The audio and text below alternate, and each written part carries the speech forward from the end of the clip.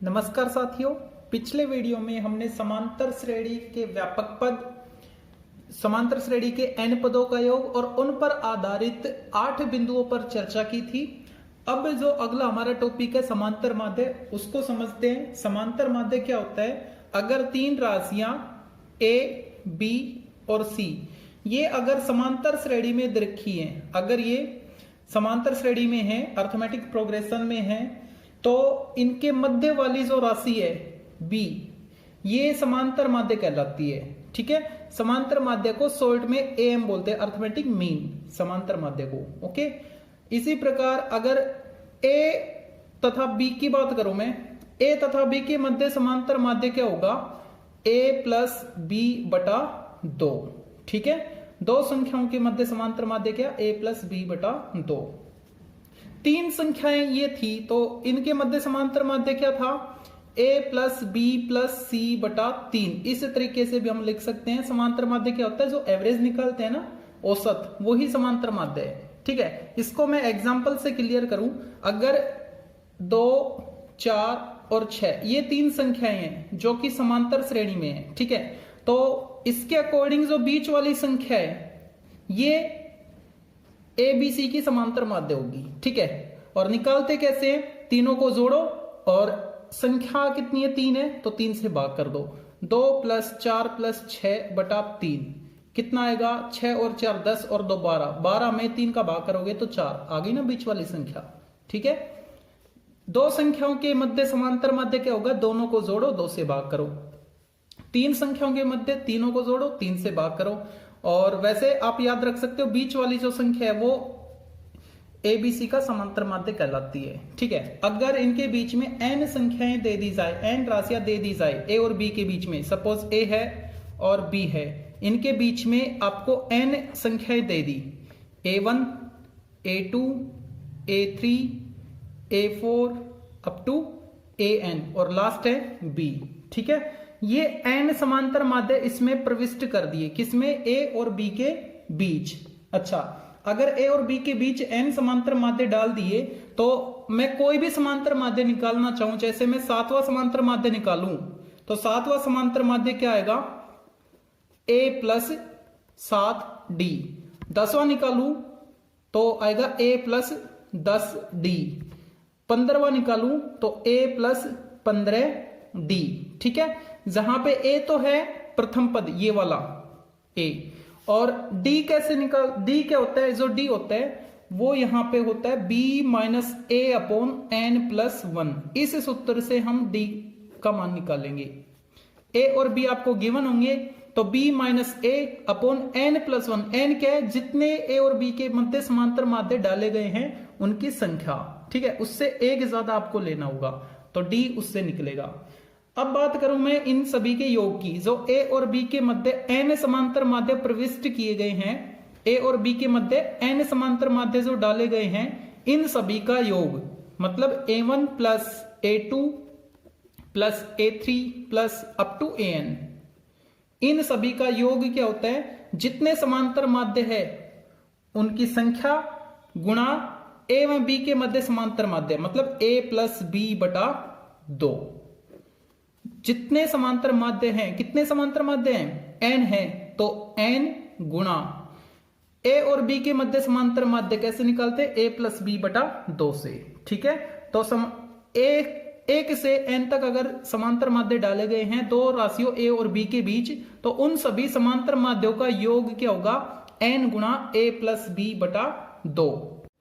समांतर माध्य टॉपिक में हमने अभी तक जो भी पढ़ा उसमें 2 पॉइंट इंपॉर्टेंट थे, और वो दोनों इंपॉर्टेंट ये हैं, यदि दो संख्याओं a व b के मध्य n समांतर माध्य डाले गए हैं तो कोई भी समांतर माध्य निकलवाए, जैसे 7वां मैंने बताया a प्लस 7d, kवां निकलवाए तो a प्लस kd होगा। और d का मान कैसे निकालोगे? b माइनस a बटा n प्लस 1 सूत्र से। ठीक है, एक पॉइंट तो ये, इस पर बेस्ड एक एग्जाम्पल करेंगे। और दूसरा हमने लिया था a और b के मध्य n समांतर माध्य अगर डाले जाते हैं तो उन सभी का योग किसके बराबर आएगा? जितने समांतर माध्य डाले गए वो गुणा a और b के मध्य समांतर माध्य निकालते हैं वो, मतलब a प्लस b बटा 2। अब इन दोनों पॉइंट्स पर आधारित 2 एग्जाम्पल देखते हैं, 2 या 3 एग्जाम्पल। देखो, पहला एग्जाम्पल क्या है? 3 और 18 के मध्य 4 समांतर माध्य ज्ञात कीजिए, यानी दो संख्याओं के मध्य 4 समांतर माध्य हमको निकालने के लिए इसने बोल रहा है। ठीक है, तो a का मान 3 है, b का मान 18 है और समांतर माध्य कितने निकालने 4, वो n का मान हो गया। तो सबसे पहले d निकाल लो। d कैसे निकालते हैं, b माइनस a बटा n प्लस 1 सूत्र से। b क्या है हमारे पास 18, a क्या है 3, तो 18 माइनस 3 बटा n प्लस 1। n क्या है समांतर माध्यों की संख्या, कितने समांतर माध्य है 4, तो 4 प्लस 1, इनको सोल्व करोगे तो उत्तर आएगा 3। ठीक है, अब d का मान हमको मिल गया। a और b के बीच में 4 समांतर माध्य डालने हैं ना, इसका मतलब ये जो d आया, ये पहले पद से आप स्टार्ट हो जाओ, d जोड़ते चलो।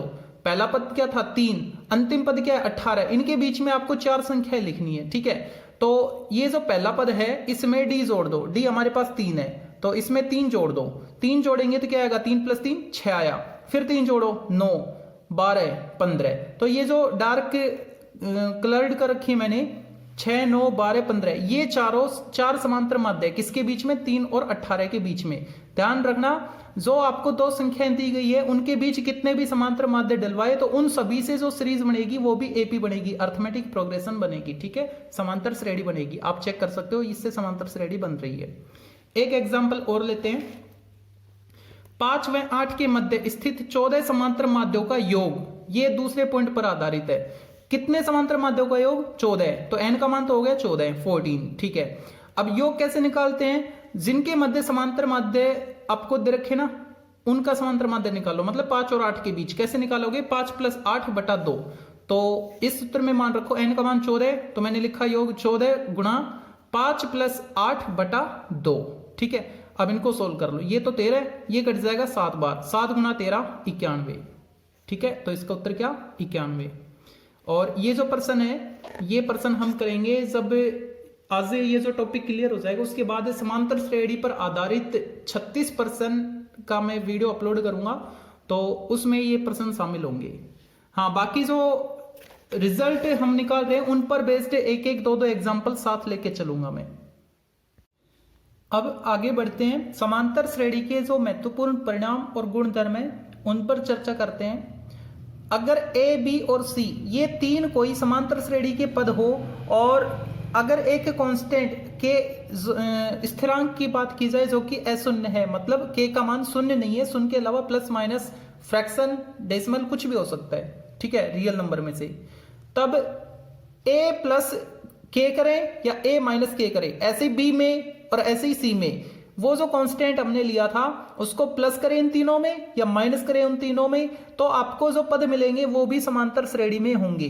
एग्जाम्पल की बात करूं, अगर मैं मान लो मैंने 3 संख्याएं ली 4 5 और 6। ठीक है, ये 3 संख्याएं हैं ए बी सी। ए का मान लिया मैंने 4, बी का मान लिया 5 और सी का मान लिया मैंने 6। ये 3 संख्याएं समांतर श्रेणी में बिल्कुल है क्योंकि इन तीनों में एक एक अंतर है। ठीक है, और जो के का मान है कोई फिक्स वैल्यू, सपोज मैंने 10 ले ली, क्या ले लिया 10 ले लिया के का मान। ठीक है, जो कि अशून्य संख्या है, शून्य नहीं है। ठीक है, अब इसके अकॉर्डिंग देखते हैं, ए प्लस के, ये जो ए है 4 उसमें 10 प्लस करो 14, 5 में 10 प्लस करो 15, 6 में 10 प्लस करो 16। अब ये जो 14 15 16 आया ये भी तो समांतर श्रेणी है, बिल्कुल है, ऐसा ही ये कह रहा है। ये तो मैंने प्लस के लिए बोला, अगर मैं माइनस के लिए बोलता तो 4 माइनस 10 करो, 4 minus 10 minus 6, 5 minus 10 minus 5, 6 minus 10 minus 4। ये क्या है, ये भी समांतर श्रेणी के पद है क्योंकि इनमें आप डी निकालोगे तो +1 निकल के आएगा सभी में। ठीक है, सार्वंतर समान आएगा। तो जो आपको ए बी सी 3 समांतर श्रेणी के पद दे रखे हैं उनमें कोई भी कांस्टेंट प्लस करें या माइनस करें तो उनसे जो टर्म मिलेंगी वो भी एपी में होंगी, एपी क्रिएट करेंगी। ठीक है, ये तो प्लस माइनस की बात होगी। ऐसे ही मल्टीप्लाई के लिए अगर उस कांस्टेंट को ए बी सी तीनों के साथ मल्टीप्लाई करे तो वो आपको समांतर श्रेणी क्रिएट करके देंगी। ठीक है ना, जैसे मैं इसी की बात करूं, 4 गुणा 10 40, 5 गुणा 10 50, 6 गुणा 10 60। अब देखो तीनों में 10 10 का अंतर है तो ये भी एपी में ना। ठीक है, ऐसे ही डिवाइड की बात करें तो भी वो समांतर श्रेणी में आपको मिलेगा। ठीक है, अच्छा अब ये जो रिजल्ट है कौन से छठे से लेकर और 12वीं तक, ये जो आप छठे से 12वीं तक रिजल्ट देख रहे हो ना, इन सभी के लिए अब देखो इतने आप याद तो रख नहीं सकते है ना। अगर याद रह जाए तो बहुत अच्छी बात है, क्योंकि आरपीएससी सेकंड ग्रेड में आपसे ये बोल दिया जाएगा कि अगर ए बी सी समांतर श्रेणी में है तो 4 विकल्प दिए जाएंगे, उनमें से एक विकल्प ही होगा और बाकी 3 विकल्प गलत होंगे। कोई भी हो सकता है इनमें से एक विकल्प, और बाकी 3 अलग से विकल्प देगा और बोलेगा कि बताओ कौन सा विकल्प सही है। मतलब एबीसी समांतर श्रेणी में है तो क्या ये समांतर श्रेणी में आएंगे, या फिर बाकी 3 जो गलत है वो भी दिए जाएंगे आपको और पूछा जाएगा कि कौन सा आंसर सही होगा। तो अगर आपको स्टैंडर्ड ये याद है तो डायरेक्ट आप टिक करके आ जाओगे, सही हो जाएगा। और अगर मान लो आपको याद नहीं है तो उसके लिए मैं ट्रिक बता देता हूं। वो ट्रिक क्या, अगर ए बी सी समांतर श्रेणी में दे रखे हैं तो ए बी सी आप समांतर श्रेणी के कोई भी 3 पद ले लो, लेने ऐसे हैं जो समांतर श्रेणी में हो, ठीक है। कोशिश करो 1 2 3 लो, 1 2 3। अब ये ए का मान, बी का मान और सी का मान जो आपने लिया, कोई भी आपसे पूछा गया, सपोज मैं बात करूं 9th की, ये थोड़ा डिफिकल्ट सा लग रहा है, मैं इसी में पुट करता हूं ना। ए बी सी के मान इसमें रख दो, मान रखने पर जो आउटपुट मिलेगा वो भी समांतर श्रेणी में आना चाहिए, ठीक है। तो ए की जगह मेरे को 1, बी की जगह 2, सी की जगह 3 लेना है। तो 1 गुणा 2 + 3 5, ऊपर 5 और नीचे b गुणा सी, यानी 2 गुणा 3 5/6। तो पहला पद मिल रहा है मेरे को 5/6। दूसरा क्या आएगा, b यानी 2 गुणा c + a, मतलब 3 + 1 4, 4 गुणा 2 8, ऊपर आया 8 और नीचे क्या आएगा c गुणा a, मतलब 1 गुणा 3 3 आएगा, ठीक है। अब इसमें रखो मान c गुणा, मतलब 3 गुणा a + b 1 + 2, 1 + 2 3 गुणा 3 9, और नीचे क्या आएगा a गुणा b, a गुणा b मतलब 2 गुणा 1 2। अब ये तीनों पद भी समांतर श्रेणी में होंगे, चेक करके देख सकते हो आप। a2 - a1 करो, d निकाल लो, मतलब 8/3 में से 5/6 माइनस करो, लघुत्तम 6 आएगा। और ये माइनस का है तो माइनस में मिलेगा 5, और ये प्लस का था 8 गुणा 2 16, कितना आया 11/6, है ना। तो a3 - a2 करोगे तो वो भी 11/6 आना चाहिए, मतलब 9/2 में से माइनस करो 8/3, तो ये भी यही आना चाहिए। लघुत्तम क्या आ रहा है 6, 2 गुणा 3 6, 9 × 27, 3 गुणा 2 यानी 8 गुणा 2 16, घटाओ 11 नीचे 6, वही आ रहा है, ठीक है। हाँ, एक चीज और नोट करो आप, अगर आप 1 2 3 ये विकल्प रखते हो ना, 90% चांस है कि आपको सारे ऑप्शन में पुट करने पर अलग अलग रिजल्ट मिलेगा। 10% में हो सकता है कि 1 2 3 पुट करने पर आपको 2 ऑप्शन एग्जैक्ट सेम आंसर दें, ठीक है।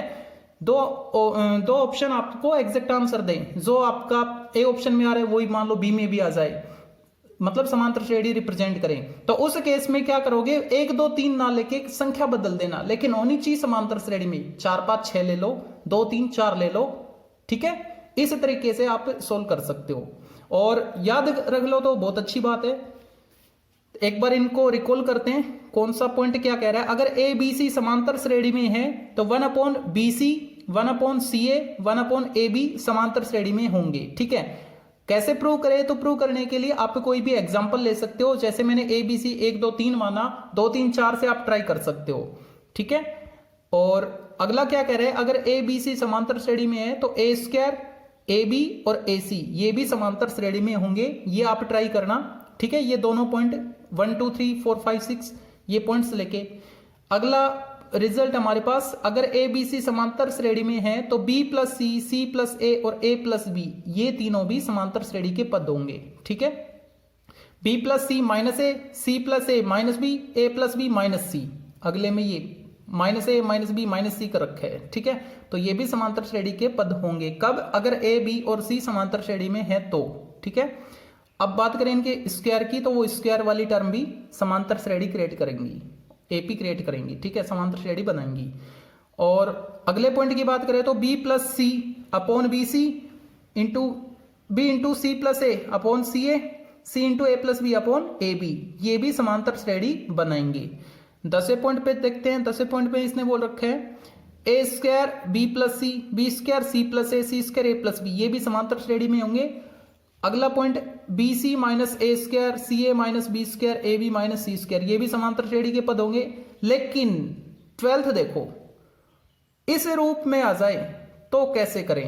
देखो तो अगर आपको इस रूप में मिलता है ना तो रूट के बाहर निकालना होगा, और रूट के बाहर तभी निकलेगा जब आप ए बी सी को परफेक्ट स्क्वायर नंबर एज्यूम करो, मतलब पूर्ण वर्ग संख्या आप इनको मान लो ए बी सी को।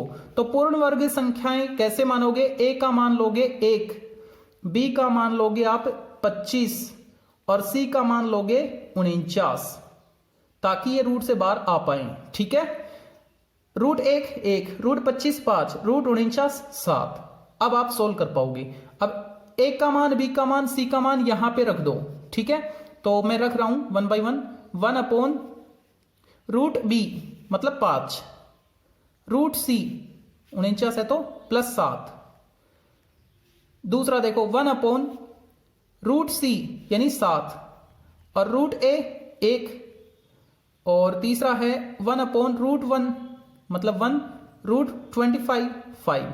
अब इनको सोल्व करो, 1 अपॉन 12, 1 अपॉन कितना 8, 1 अपॉन 12, 1 अपॉन 8 और तीसरा क्या आ रहा था 1 अपॉन 6, 1 अपॉन 6। ठीक है, अब ये तीनों भी एपी क्रिएट करेंगे। कैसे मालूम करें, तो a2 माइनस a1 निकाल लो, a3 माइनस a2 निकाल लो, दोनों का आंसर सेम आना चाहिए। 1 अपॉन 8 माइनस 1 अपॉन 12 करो, एलसीएम क्या आ रहा है 24, 8 3 जा 12 2 जा यानी 1 अपॉन 24 आया। तो यहां से भी 1 अपॉन 24 आना चाहिए। 1 अपॉन 6 माइनस 1 अपॉन 8 करके देख लो, एलसीएम 24, 6 4 जा 8 3 जा आ गया 1 अपॉन 24। इसका मतलब आपको A B C perfect square form की बात करें तो ए की वैल्यू 1, बी की वैल्यू 25, सी की वैल्यू 49 लेनी है। ठीक है, ध्यान रखना इस बात को। और रिजल्ट फिर से बोल रहा हूं मैं, रिजल्ट अगर आपको याद रह जाते हैं तो ये मान लो आप और बच्चों से और आपके साथियों से काफी 4-5 क्वेश्चन आगे हो जाओगे, है ना। अच्छा, ये तो था जब ए बी सी समांतर श्रेणी में हो, तब ये 12 रिजल्ट हमने चर्चा की इन पे। अगर ए स्क्वायर बी स्क्वायर सी स्क्वायर ये समांतर श्रेणी में हो तो ये 2 पॉइंट ही बनते हैं, इनको तो आप याद रख ही लेना।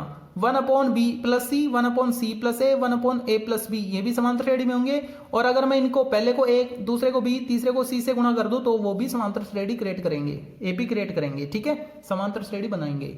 ध्यान देना, इनको अगर आप प्रूव करना चाह रहे हो तो ए बी सी की वैल्यू यही लेनी है, स्क्वायर फॉर्मेट में है ना।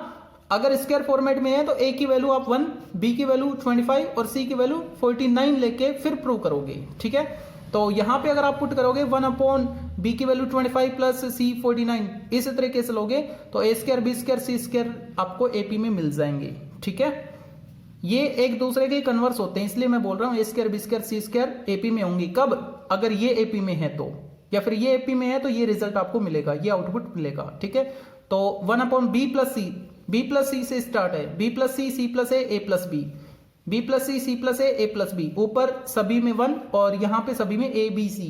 कैसे भी करो, आपको ये एग्जैक्ट याद रखने हैं, पूछा जाएगा तो डायरेक्ट पूछा जाएगा, स्टैंडर्ड इक्वेशन बनते हैं यहां से। ठीक है, अभी तक तो हमने ए बी और सी ये 3 संख्याएं समांतर श्रेणी में ली थी। अगर आपको ऐसे ही n संख्याएं समांतर श्रेणी में दे दी जाए तो इन रिजल्ट का आंसर क्या होगा, मतलब इन पॉइंट्स का रिजल्ट क्या आएगा। देखो 1 अपॉन a1 a2 ये चारों पॉइंट्स भी आपको डायरेक्ट याद रखने हैं। ठीक है, स्टैंडर्ड इक्वेशन बनते हैं, एज इट इज आएंगे। 1 upon a1 a2 plus 1 upon a2 a3, 1 upon a3 a4 up to 1 upon an minus 1 into an। ठीक है, तो कैसे याद रखोगे, जो ये वाली टर्म है ना ये न्यूमरेटर में आएगी, अंश में लिखेंगे इसको n माइनस 1, और डेनोमिनेटर में क्या आएगा, डेनोमिनेटर में आएगा फर्स्ट और लास्ट, मतलब a1 और an दोनों का प्रोडक्ट, a1 इंटू an। तो इसी के अकॉर्डिंग इसमें क्या होना चाहिए, ये जो है इन दोनों में छोटे वाला कौन था, n-1, और n में n-1 था ना, तो वो न्यूमरेटर में आएगा। तो इन दोनों में छोटा कौन है, n है, ये तो n में +1 करवा रहा है, तो n तो आएगा ऊपर, और नीचे क्या आएगा, फर्स्ट और लास्ट। फर्स्ट क्या है a1 इंटू लास्ट an+1। ठीक है, अगर रूट का आ जाए बीच में प्लस साइन हो तो उस केस में क्या करोगे, सेम वही प्रोसेस आपको अप्लाई करना है। ऊपर तो आएगा ये वाला छोटे वाला मतलब n-1, आंसर में रूट नहीं आएगा ऊपर, और नीचे क्या आएगा फर्स्ट मतलब रूट a1, ठीक है। तो मैंने लिखा root a1 plus last root an। इसी के अकॉर्डिंग इसमें क्या आएगा फिर, ये लास्ट वाला ऊपर आएगा मतलब n आएगा ऊपर, और नीचे क्या आएगा फर्स्ट और लास्ट। फर्स्ट क्या है रूट a1 और लास्ट प्लस लगा के रूट an+1, ठीक है। ये 4 रिजल्ट और थे, और इन रिजल्ट पर बेस्ड क्वेश्चन भी हम करेंगे, जो अब आगे करेंगे। कुछ पॉइंट्स और बच गए हैं स्टैंडर्ड रिजल्ट के, उनको प्रूव भी करेंगे। और उसके बाद जो अगला वीडियो आएगा एपी के क्वेश्चंस पर, अर्थमेटिक प्रोग्रेशन जो हम पढ़ रहे हैं उसके 36 क्वेश्चंस पर, उनमें भी ये शामिल होंगे, उन पर बेस्ड क्वेश्चन भी करेंगे हम। अगला जो स्टैंडर्ड रिजल्ट है वो क्या है हमारे पास, यदि त्रिभुज ए बी सी की भुजाएं ए बी और सी समांतर श्रेणी में होंगी, यदि और केवल यदि कोट a/2, कोट b/2 और कोट c/2 भी समांतर श्रेणी में हो, ठीक है।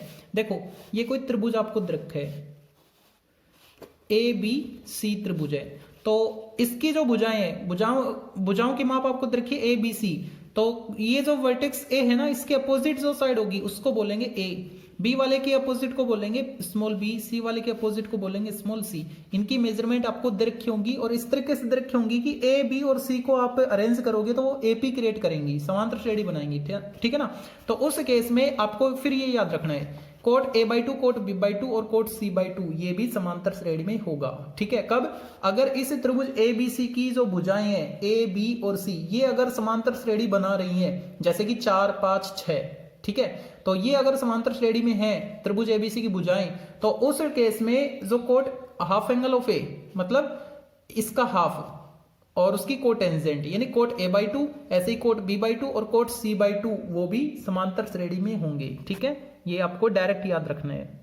अगला जो स्टैंडर्ड पॉइंट है हमारे पास वो है जो डार्क कलर में मैंने लिख रखा है, समांतर श्रेणी का प्रत्येक पद, पहले पद को छोड़कर, फर्स्ट टर्म को छोड़ के, है ना, प्रत्येक पद इससे समान दूरी पर स्थित पदों के योग का आधा होता है, ठीक है। ये जैसे कि ये आपको कोई एक समांतर श्रेणी रखी है जिसमें 13 टर्म्स हैं, ठीक है ना, 13 पद हैं समांतर श्रेणी में। अच्छा, अब ये कह रहा है कि उसमें अगर मैं 7वें पद की बात करूं, किस पद की बात करूं, 7वें पद की बात करूं, तो जो A6 है मतलब इससे एक पद पहले और इससे एक पद बाद A8, उन दोनों के योग का आधा होगा A7, A6 plus A8 upon 2 के इक्वल आएगा, ठीक है।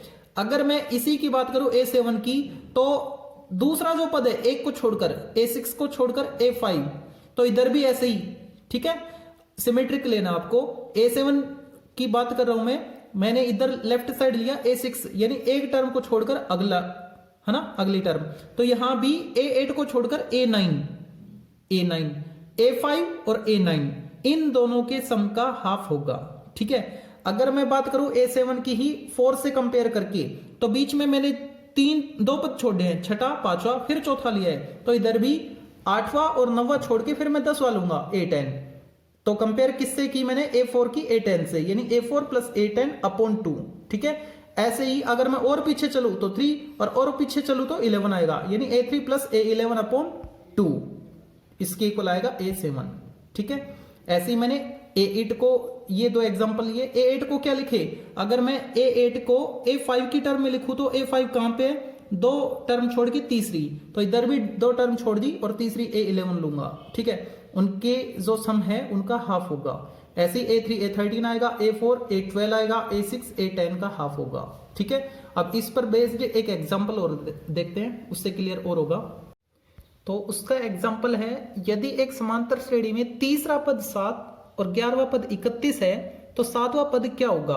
देखो कौन कौन सा तीसरा पद रखा है और 11वां रखा है, 7वें के बारे में आपसे पूछा गया है, तो तीसरा और 11वां उनका मध्य पद ही तो है 7वां, तो यहां पे लिखा मैंने जो 7वां पद है वो तीसरा और 11वें पद का मध्य पद है, ठीक है। तो 7वां पद कैसे निकालेंगे, दोनों के योग का आधा, यही अभी जस्ट हमने पढ़ा था।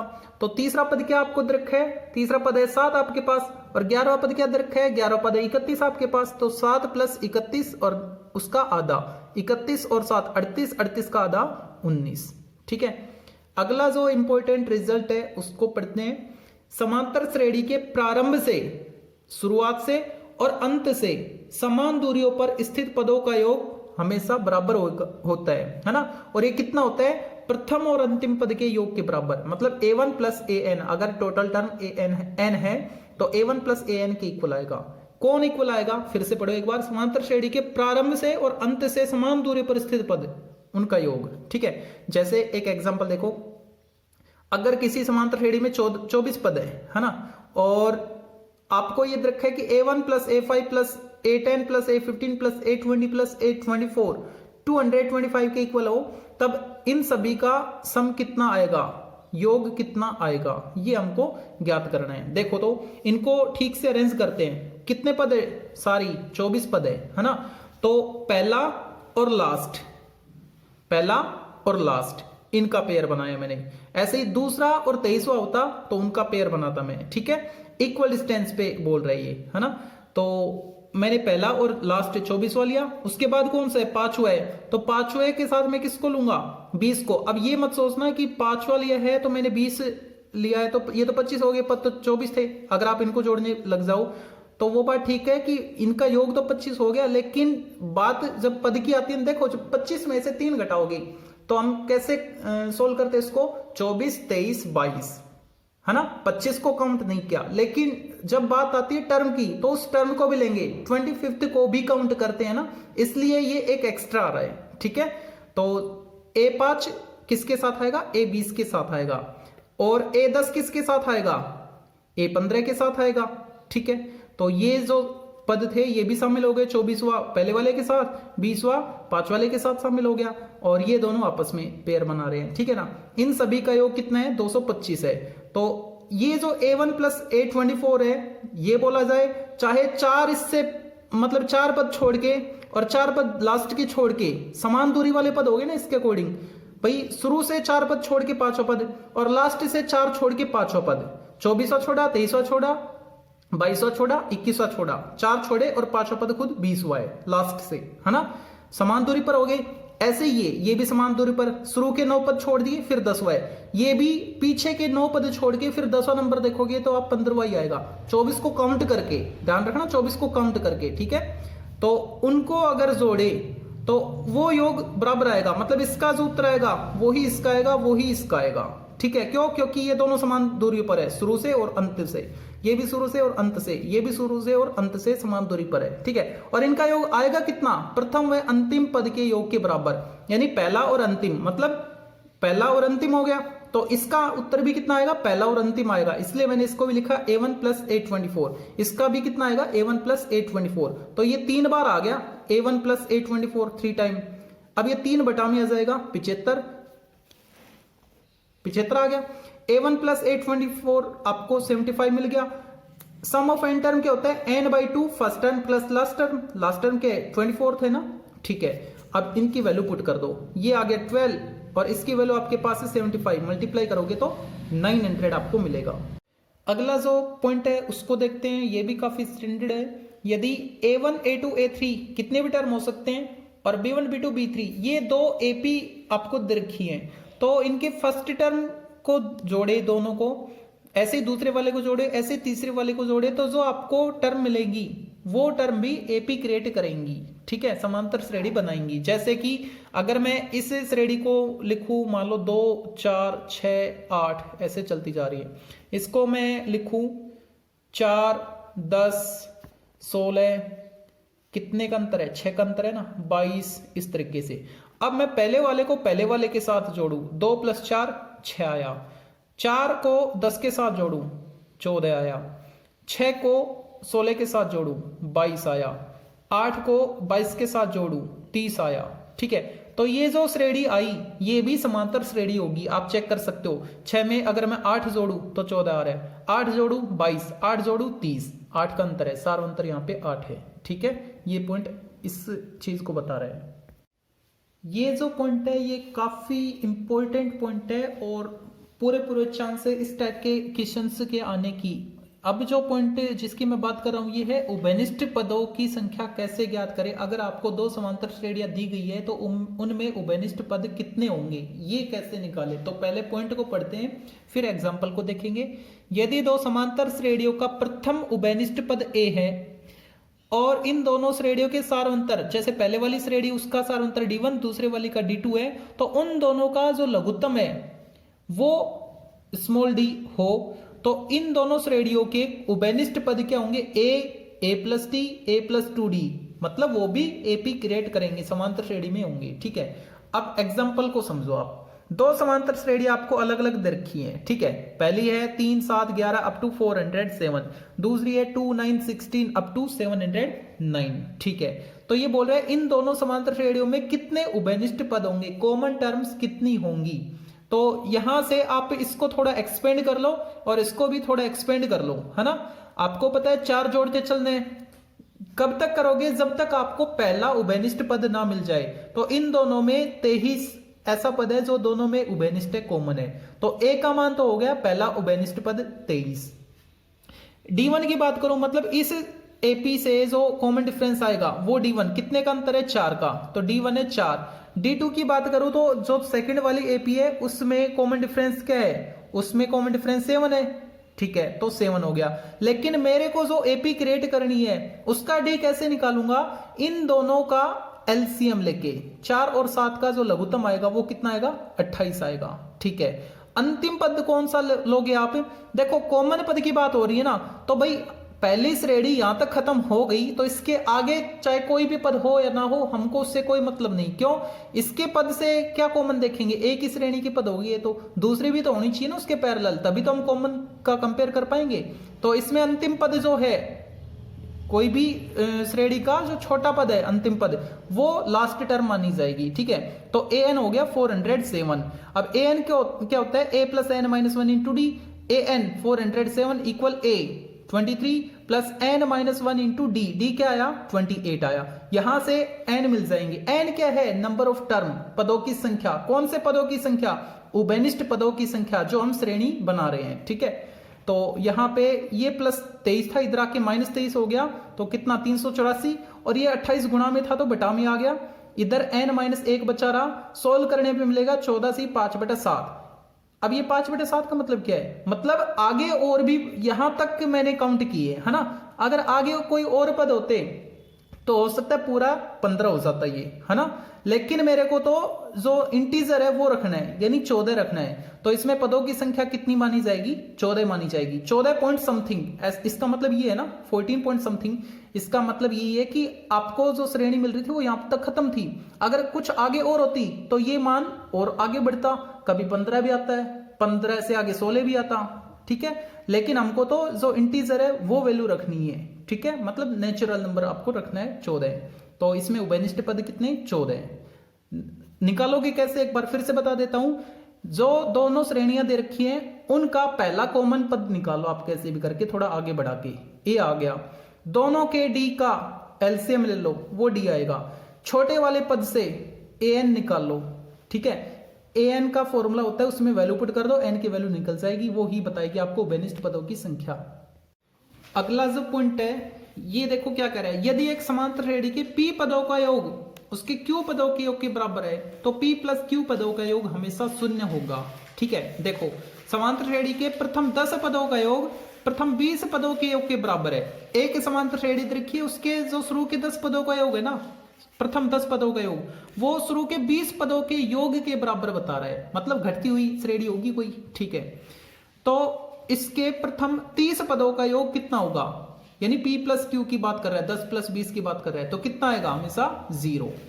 भाई s 10 s 20 के बराबर है। ठीक है, तो आपसे पूछा क्या है, इनके योग का मतलब p प्लस क्यू वाले पदों का योग पूछा है। ठीक है, यानी 10 प्लस 20 वाले पदों का योग, 30 पदों का योग कितना आएगा, 0 आएगा इसके अकॉर्डिंग। ठीक है, नेक्स्ट जो स्टैंडर्ड पॉइंट है वो है हमारे पास, यदि एक समांतर श्रेणी के p पदों का योग u और q पदों का योग p हो तो p प्लस q पदों का योग माइनस p प्लस q होगा। ठीक है, देखो समांतर श्रेणी हमारे पास एक ही है, उसी समांतर श्रेणी के कुछ पदों का योग कुछ पदों के योग के बराबर है और वो कुछ पदों का योग पहले वाले कुछ पदों के योग के बराबर है, तो उस टाइम दोनों जो कुछ कुछ हमने लिए थे उनका अगर योग करें तो योग करने पर जो पद आएंगे ना उन सभी का योग माइनस पी प्लस क्यू के बराबर बता रहे हैं। ठीक है, मतलब प्रथम पी पदों का योग एस पी, अब इसको प्रूव करते हैं, ड्राइव करते हैं। प्रथम पी पदों का योग सम ऑफ फर्स्ट पी टर्म वो आपको दे रखा है क्यू, और सम ऑफ फर्स्ट क्यू टर्म वो आपको दे रखा है पी। ठीक है, तो पी प्लस क्यू पदों का योग कितना होगा ये हम ड्राइव करेंगे। ठीक है, तो sum of first N term क्या था, N upon two two A plus N minus one into D. अगर एन की जगह पी हो तो P upon two two A plus P minus one into D. Same वही प्रोसेस यहाँ पे अप्लाई करना है क्यू वाले में। ठीक है, और उसकी वैल्यू आपको पी के इक्वल रखी है, वो पी लिखा मैंने। अब कंप्लीट इक्वेशन को अंदर मल्टीप्लाई करने से पहले 2 से मल्टीप्लाई कर दो, तो 2 से मल्टीप्लाई करेंगे तो ये 2 कैंसिल, p को अंदर मल्टीप्लाई करोगे तो 2ap या 2pa प्लस, अब 2 से मल्टीप्लाई किया तो 2 तो कैंसिल हो गया। ठीक है, इसको अंदर मल्टीप्लाई करो तो ये आएगा p, अंदर मल्टीप्लाई होगा तो p स्क्वायर, p को -1 से करेंगे तो minus p into D as it is, और इधर 2q। कंप्लीट इक्वेशन को 2 से किया था, या फिर ये मान लो आप ये जो 2 डिवाइड में था इधर आके मल्टीप्लाई हो गया, वही प्रोसेस यहाँ पे अप्लाई करना है। 2 इक्वेशन आपको मिलेंगे, फर्स्ट इक्वेशन में से सेकंड को माइनस कर लो। माइनस कैसे करें, देखो ए वाली टर्म के साथ ए वाली टर्म को सोल्व करेंगे तो यहां से दोनों में कॉमन क्या आ रहा है, 2a कॉमन है, तो 2a मैंने कॉमन लिया। यहाँ पे क्या बचा p, माइनस कर रहे फर्स्ट में से सेकंड को, तो ये टर्म माइनस होगी तो माइनस क्यू रिजल्ट देगी, तो p माइनस क्यू लिखा मैंने, प्लस d इसमें भी है d इसमें भी है, तो d मैंने कॉमन ले लिया, क्या बचा p स्क्वायर माइनस p। ठीक है, और माइनस करेंगे तो इनके साइन चेंज हो जाएंगे, मतलब k स्क्वायर नेगेटिव और q पॉजिटिव, वही मैंने यहाँ पे लिख रखा है। ठीक है, और राइट साइड बात करें तो 2 कॉमन है दोनों में, 2 मैंने कॉमन ले लिया। फर्स्ट में से सेकंड को माइनस कर रहे थे, मतलब q में से p को माइनस करना है, तो q माइनस p। अब 2a minus q as it is, d as it is. यहाँ पे देखो p square minus q square, इन दोनों को देखो आप, p square minus q square क्या होता है, आइडेंटिटी बनेगी p minus q into p plus q, और इन दोनों से मैंने माइनस साइन कॉमन ले लिया, ये माइनस था ये प्लस था तो मैंने माइनस साइन कॉमन ले लिया, तो इनके साइन चेंज हो जाएंगे, p पॉजिटिव हो जाएगा और q नेगेटिव हो जाएगा। इधर भी मैंने माइनस साइन कॉमन ले लिया, 2 था -2 कर दिया, माइनस साइन कॉमन लेंगे तो अंदर वाले के साइन चेंज हो जाएंगे, p पॉजिटिव q नेगेटिव। ठीक है, अब उससे फायदा ये होगा कि p माइनस क्यू यहाँ भी है और इस टर्म में भी p माइनस क्यू है, तो p माइनस क्यू मैंने LHS में कॉमन ले लिया, बचा क्या 2a, और p माइनस क्यू कॉमन आ गया तो p प्लस क्यू बचा, माइनस ये कॉमन आ गया तो कैंसिल होके 1 रिजल्ट देगा, वो 1 आ गया, और d कॉमन था उसको मैंने पीछे लिख दिया, equal -2 time p minus Q. अब ये p माइनस क्यू जो स्टार्टिंग में कॉमन लिया था ये इधर आके अपॉन में आएगा तो कटेगा, तो मैंने डायरेक्ट यहाँ पे काट दिया है। अब जो बचा उसको लिख लो, क्या बचा अंदर वाला, 2a plus p plus q minus 1 into d equal -2। हमको फाइंड क्या करना है, sum of first p plus q term, तो इसको n मान के आप सोल्व करोगे तो Sn का फॉर्मूला अप्लाई करो, क्या होता है n upon 2a plus n minus 1 into D, लेकिन यहाँ पे n क्या है, p प्लस क्यू है, तो जहां पे फॉर्मूले में n होता है वहां पे मैंने p प्लस क्यू पुट कर दिया। ठीक है, अच्छा अब देखो ये 2a plus p plus q minus 1 into D, इसकी वैल्यू हमारे पास क्या है -2, तो इसे बड़े ब्रैकेट के बदले मैंने -2 पुट किया, अब वो 2 इससे कट गया, p प्लस क्यू बचा और माइनस साइन बचा, तो मल्टीप्लाई करोगे तो माइनस p प्लस क्यू आएगा। अब ये जो ड्राइव किया ये तो एग्जाम में आएगा नहीं, कंपटीशन एग्जाम में, तो इस पर बेस्ड एग्जांपल आ सकता है, तो वो एग्जांपल किस टाइप का होगा वो ये एग्जांपल है, इससे क्लियर करते हैं। इसने बोल रखा है यदि एक समांतर श्रेणी में प्रथम 13 पदों का योग 21 और प्रथम 21 पदों का योग 13 पदों का योग 21 और 21 पदों का योग 13 है, तो 34 पदों का योग पूछा है इसने। 34 कब, 13 और 21 को जोड़ने पर, यानी p प्लस क्यू का मान पूछा है, तो क्या आना चाहिए -34 आना चाहिए। ठीक है, S13 दे रखा है 21, S21 दे रखा आपको 13, पूछा गया इसने S13 प्लस 21, S13 प्लस 21 यानी S34, क्या था माइनस p प्लस क्यू, ये देखो रिजल्ट, p प्लस क्यू का सम कितना आ रहा था, p plus Q negative sign के साथ, यानी इन दोनों को प्लस किया 34 नेगेटिव साइन के साथ, -34 इसका आंसर होगा। अब ये जो 4 पॉइंट्स हैं ये भी काफी इंपॉर्टेंट पॉइंट्स हैं, देखो इनमें क्या बोला गया है हमको, यदि किसी समांतर श्रेणी के p वा पद a, q वा पद b और r वा पद p q और r वा पद c हो, तो a into Q minus R plus b into R minus P plus c into p minus Q 0 के इक्वल होगा। देखो ये पद की बात कर रहा है, ध्यान रखना, स्क्रिप्ट आप याद रख सकते हो। अगर P वा पद A, Q वा पद B और R वा पद C ये हो तो आपको रिजल्ट क्या मिलेगा, A into Q minus R plus B into R minus P plus C into P minus Q। इसकी वैल्यू पूछी जाएगी तो वो वैल्यू किसके इक्वल आएगी, 0 की इक्वल आएगी। ठीक है, पहला पॉइंट हमारा ये है। अगर P वा पद A, Q वा पद B और R वा पद C हो समांतर श्रेणी का तो A into Q minus R plus B into R minus P plus C into P minus Q 0 की इक्वल होगा। ठीक है, दूसरा पॉइंट हमारे पास, यदि किसी समांतर श्रेणी के पीवे, क्यूवे और आरवे पदों का योग A, B और C है, P पदों का योग A है आपके पास, sum of first P term A है, sum of first Q term B, sum of first R term वो आपको C दे रखी है। ठीक है, तो उस केस में सेम यही टर्म अपोन में आ जाएंगे इनके P, Q और R, मतलब A upon P Q minus R plus B upon Q R minus P plus C upon R P minus Q। इसकी वैल्यू भी 0 के इक्वल होगी। देखो पहला पॉइंट क्या था, पद की बात कर रहा था, है ना। P वा पद A, Q वा पद B और R वा पद C हो तो A into Q minus R plus B into R minus P plus C into P minus Q equal था 0 के। ठीक है, दूसरा पॉइंट हमने पढ़ा कि अगर P पदों का योग A, Q पदों का योग B और R पदों का योग ये पद को रिप्रेजेंट करे थे और ये पदों के योग को रिप्रेजेंट करे एस सम के लिए आए, योग के लिए। ठीक है ना, तो उस केस में इनके अपॉन P, Q, R आपको अप्लाई करने इक्वल 0। सेम रिजल्ट लग रहा है दिखने को, ये पद को रिप्रेजेंट कर रहा है और ये योग को रिप्रेजेंट कर रहा है। ठीक है, तो अंतर समझना इनमें, योग वाले में बटा P, Q, R करेंगे और पद वाले में ऐसे कैसे छोड़ देंगे। ठीक है, ये टर्म कॉमन आ रही है सभी में, ऊपर वाले में भी और नीचे वाले में भी, बस अंतर क्या है, योग वाले में बटा में P, Q और R आ गया है। ठीक है, तीसरा जो पॉइंट है, तीसरे पॉइंट में इसने बोल रखा है यदि एक समांतर श्रेणी का P वा पद Q और Q वा पद P हो तो P प्लस Q पदों का योग, देखो पद दे रखे हैं, योग का जिक्र कर रहा है। ठीक है, पद दे रखे हैं P वा पद Q, P वा पद है Q और Q वा पद है P।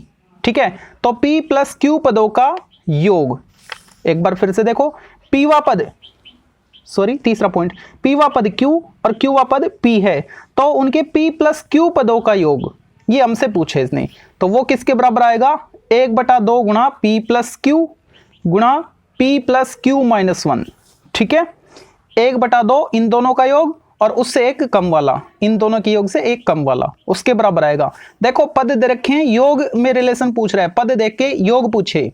ठीक है, P वा पद Q, Q वा पद P, तो P प्लस Q पदों का योग 1/2 P plus Q, 1/2 into P plus Q into P plus Q minus 1। ये चार जो पॉइंट है इनको डायरेक्ट पूछा जाएगा, इन पर बेस्ड कोई एग्जांपल नहीं है। ठीक है, अभी तक जब भी जो भी पूछा गया है ये 4 पॉइंट्स एज इट इज आए हैं। ठीक है, इन पर बेस्ड क्वेश्चन नहीं आया है, इसलिए मैं पॉइंट्स को ही एक्सप्लेन कर रहा हूं।